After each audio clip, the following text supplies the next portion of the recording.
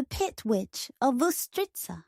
In the forgotten hills of Ustritsa, a small village in southern Bulgaria, locals know better than to go near the water pit on the village holiday. They say the pit never dried, even in the hottest summers.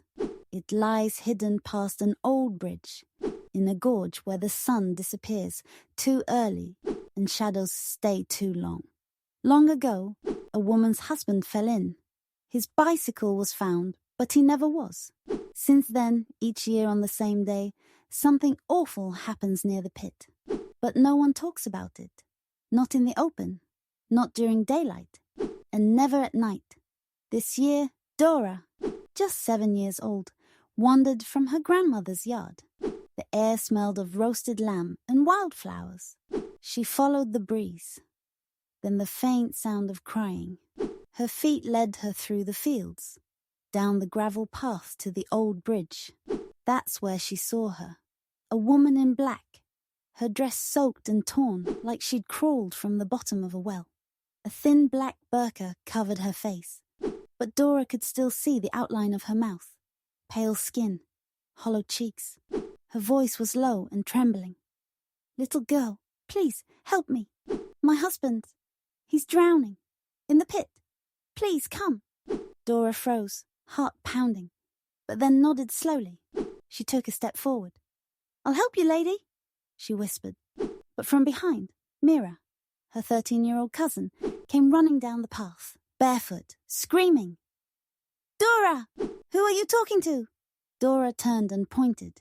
"That lady! She needs help. She said her husband." But Mira saw the woman clearly, and what she saw made her stomach drop. The woman's mouth wasn't moving. Not at all. The voice kept speaking, but came from behind her face, echoing like it was underwater, and the woman's feet weren't touching the ground. Mira stepped closer, eyes wide. "Dora, she's not real.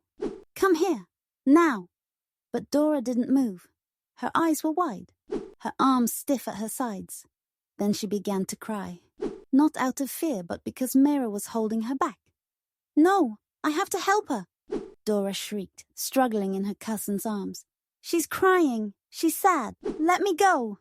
She kicked and screamed so hard, Mira almost lost her grip. "Dora, listen to me. You're mean. She's nice. She needs me. She's not alive."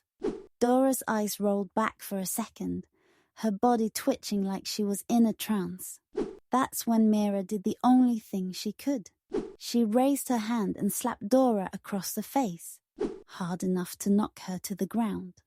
Dora gasped. She blinked, then looked around like waking from a nightmare. The woman in black was gone, but her veil floated down from the bridge post, slow as falling ash, and landed next to them. It smelled of mold and wet dirt, and when Mira picked it up with a stick, it dripped thick black water. And something else, long strands of human hair. That night, Dora had a fever. She talked in her sleep, in a voice that wasn't hers.